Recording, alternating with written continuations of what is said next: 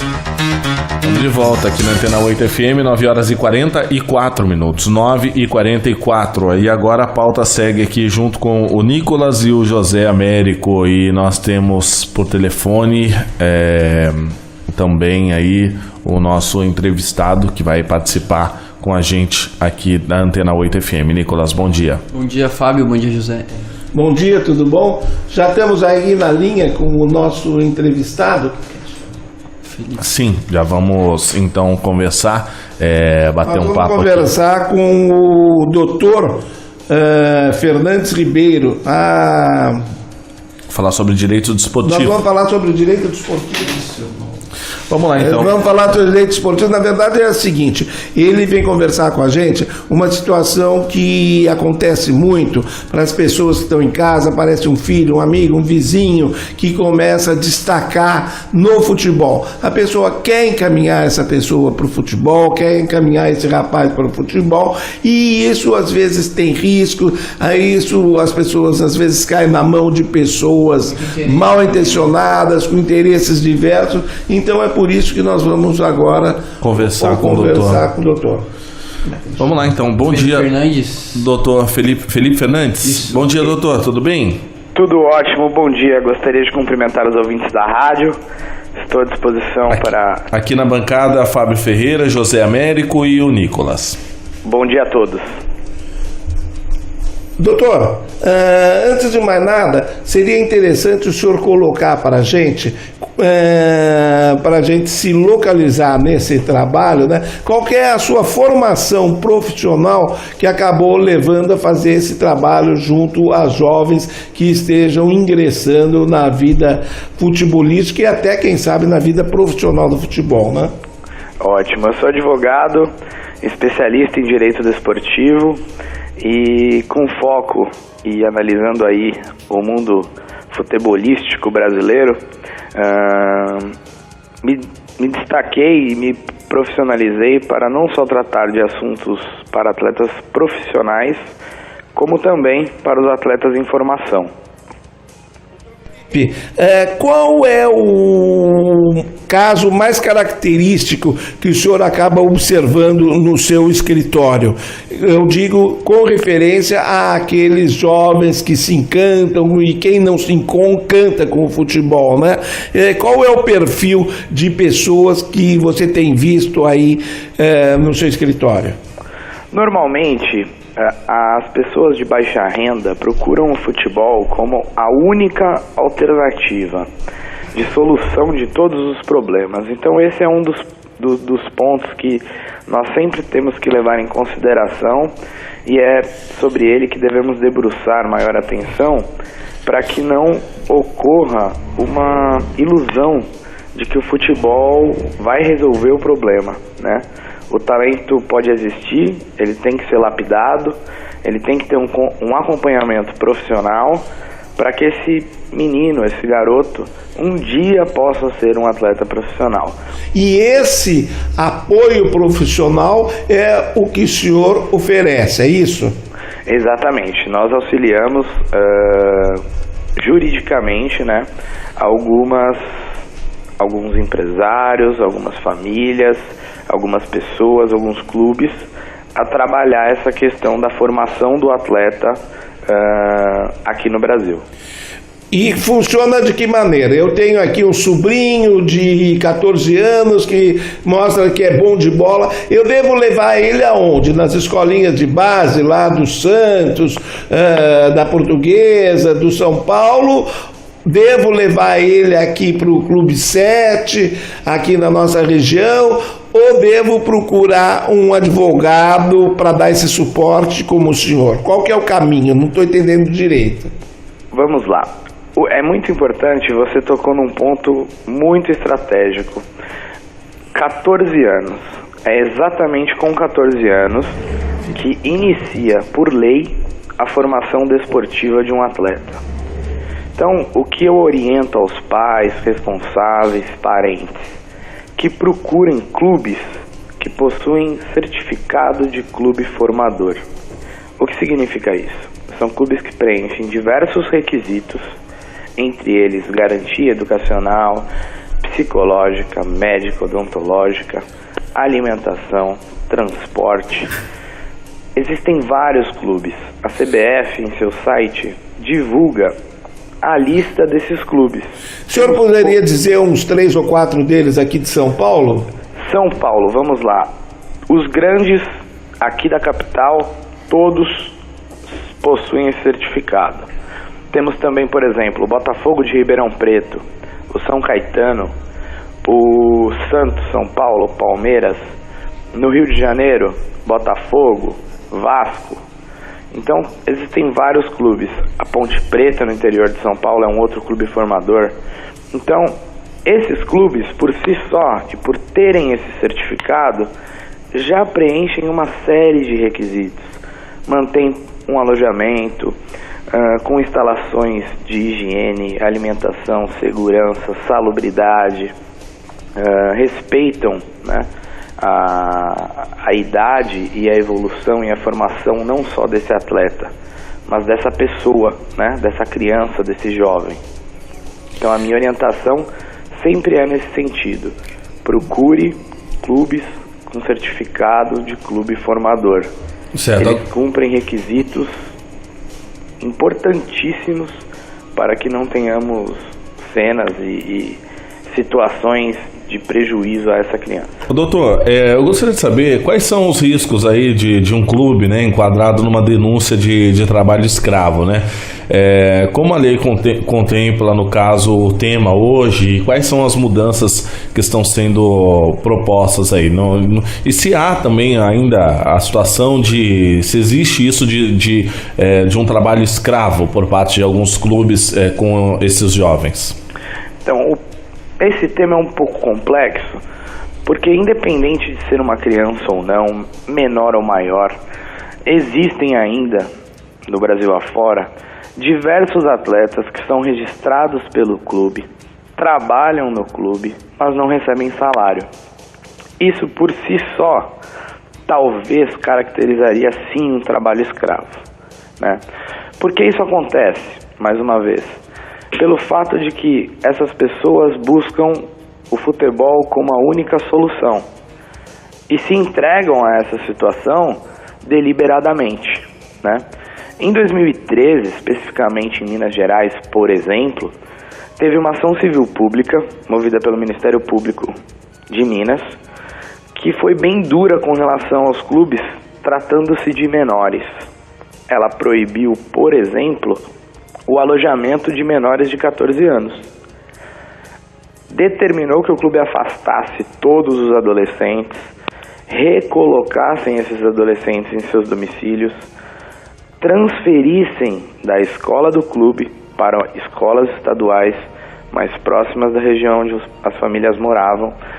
Então, é muito perigoso a gente falar em trabalho escravo.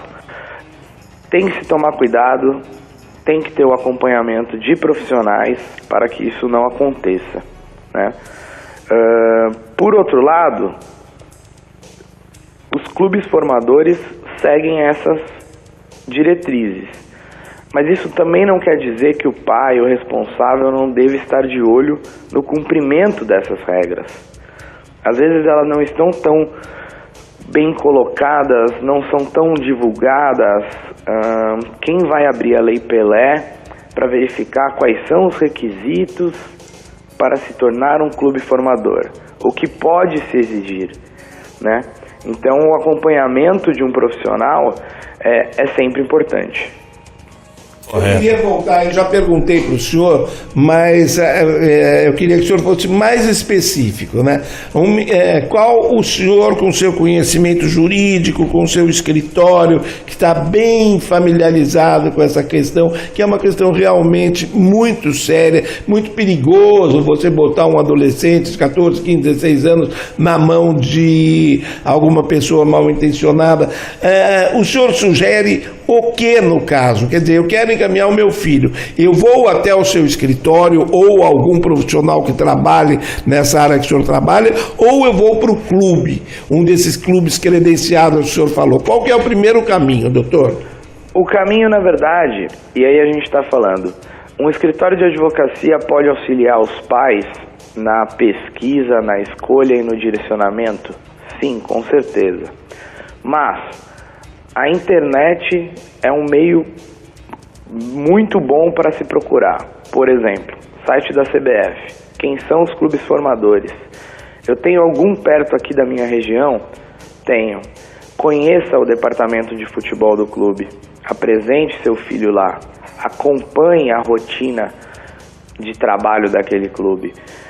Por exemplo, uma exigência hoje que existe para você ser submetido a um teste, a uma avaliação, você deve apresentar um comprovante de matrícula e frequência escolar e deve demonstrar, através de um exame clínico cardiológico, que o atleta, o menor, possui condições para a prática de desporto de alto rendimento. A primeira ressalva que deve ser feita é: o clube não exigiu isso? Talvez ele não esteja tão preocupado com a saúde desse garoto. Então, pode-se seguir duas linhas. Procure o clube com algumas orientações prévias. E essas orientações podem estar nos meios de comunicação, podem estar nos escritórios, podem estar com os intermediários, que também são chamados, né, de empresários. E para empresários também há um registro. Existe no site da CBF diversos intermediários registrados que também seguem diversas regras. Por exemplo, são obrigados a contratar um seguro de responsabilidade. Então, por que no Brasil a gente tem aquela imagem de que o empresário leva o atleta ou a criança à exploração? Os clubes, de fato, existiram, por exemplo, teve histórias não tão distantes de atletas dormindo em arquibancada. A concentração era na arquibancada. Eles ficavam alojados embaixo do alambrado do estádio. Isso é um absurdo. E isso tem que ser punido mesmo.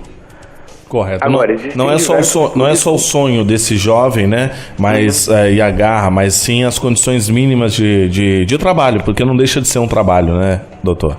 Exato. Esse é um dilema também levantado. Está em curso um anteprojeto de lei para alterar a Lei Geral do Esporte. E nele há uma grande discussão acerca dessa formação.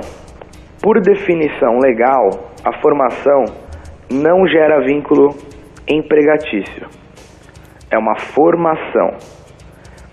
A opinião do Ministério Público do Trabalho discorda disso. Para o Ministério Público do Trabalho, existe sim relação de trabalho. Correto. Nicolas, quer fazer alguma pergunta para o doutor? Eu tenho uma pergunta aqui, que aqui no Brasil nós temos vários campeonatos de base. Temos a Copinha, recentemente tivemos a final aí do Sub-20.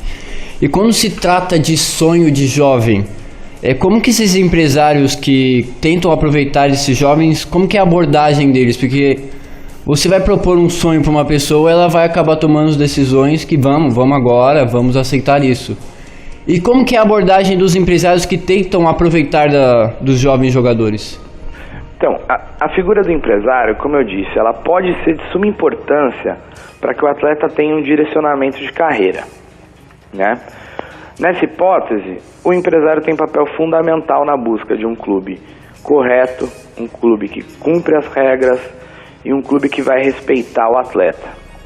Acontece que existem sim pessoas no meio do futebol, e ouso dizer que são aquelas que não têm o cadastro, não são intermediários devidamente registrados, que buscam esses atletas nas peneiras, nos jogos, em campeonatos, e o aliciam e oferecem de celular a carros para conseguir desses atletas o valor que ele vai amanhã receber. Então é muito perigoso e tem que ser tratado com muito cuidado. A lei proíbe contratos firmados com empresários para menores de 18 anos. Correto. Então a criança está totalmente respaldada. Doutor, tem mais uma pergunta. O senhor tem visto aí, no transcurso do seu trabalho, qual o maior tipo de assédio?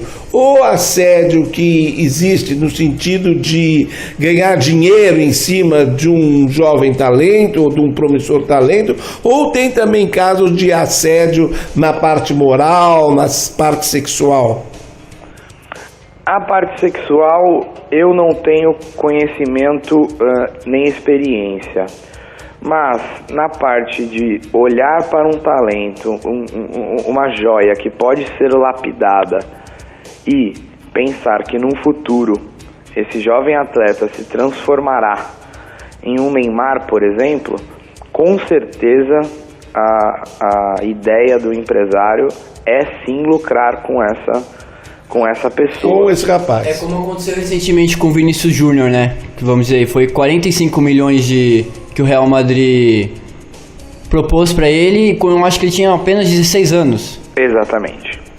Correto. Doutor... Mas é importante dizer, por exemplo, como tocado no caso do Vinícius Júnior, ele teve assessoria de empresários, ele teve assessoria de advogados que o fizeram, né, conseguir um contrato bom num clube de ponta no exterior, né?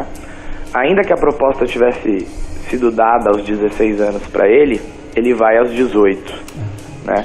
É o que está acontecendo. É o que vai acontecer agora, na verdade, né? Com o Rodrigo dos Santos. Isso. Também, que é um atleta menor de idade, com propostas de clube do exterior. Tá com a mesma proposta pro Real Madrid. Exato.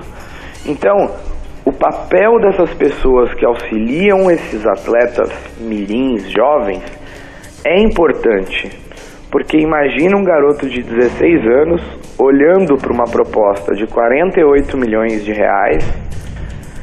Os pais, na maioria das vezes, não possuem uma formação técnica para acompanhar isso. O que o empresário ou o que aquela pessoa que está intermediando esse negócio pode fazer? Pode fazer de tudo, né? E esse atleta não vai ver metade da cor desse dinheiro. Então é muito importante ter o acompanhamento. E no caso do Rodrigo é até um pouco diferente, porque ele tem 20% dos direitos dele, se eu não me engano, né? Eu vi uma notícia que o Real Madrid estava com uma proposta de 45 milhões e 20% desses 45 milhões iam para o Rodrigo. Ótimo, uma proposta excelente, porque numa segunda transação ele receberia 20% dos valores pagos a título de indenização no caso da quebra do contrato dele. Hoje, atualmente, a regência pela FIFA é de que é proibido a participação de terceiros. E o que são terceiros? São empresários, são intermediadores, são pessoas jurídicas que não sejam do futebol. Então, terceiro é aquele que não é clube, não é atleta. A FIFA proíbe a participação dessas pessoas nos direitos econômicos dos atletas. Então, o que a gente ouvia há muito tempo atrás, de que fulano foi vendido, tantos por cento era de uma empresa, tantos da outra, tantos do empresário, tantos por cento de outra pessoa, isso hoje, pela FIFA, é proibido. Então, é mais uma segurança que o atleta e os clubes têm de ter o direito, o dever e a obrigação dentro da relação clube-atleta. Correto. Doutor, quero agradecer muito a sua participação aqui no Jornal da 8. Acho que é muito importante essa sua participação, né, falando de direito desportivo. O doutor Felipe Fernandes aqui no nosso Jornal da 8. O doutor já conhece aqui Caraguatatuba? Conhece o Litoral Norte? Conheço muito pouco. Gostaria de conhecer mais e fazer uma visita a vocês. Seria um enorme prazer. Já está convidado, então, porque o senhor deve jogar bola também, né, doutor? Então você vai vir aqui. O pai do beach soccer mora aqui na cidade, que é o Anderson Biruta.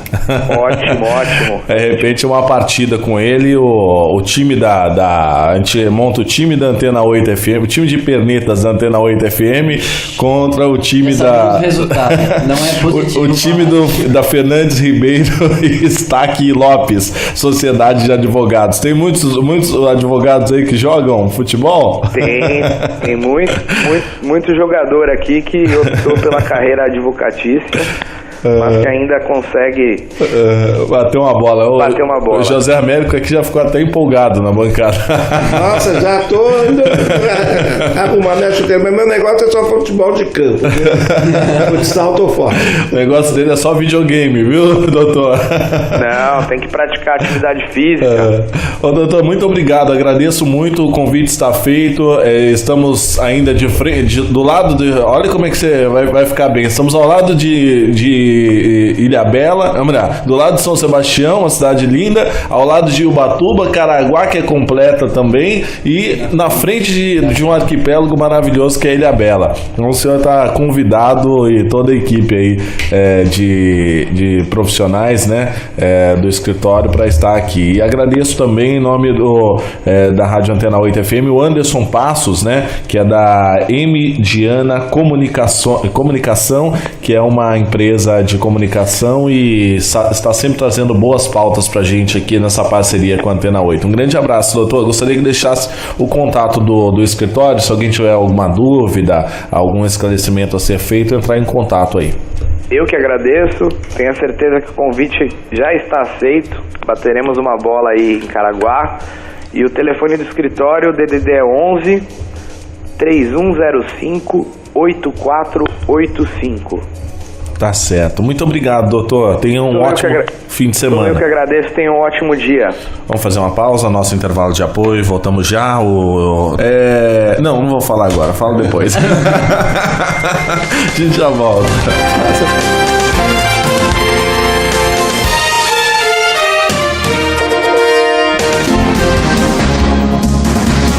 O jornalismo da região com responsabilidade e credibilidade. Você ouve aqui na Antena 8 FM. Jornal da 8.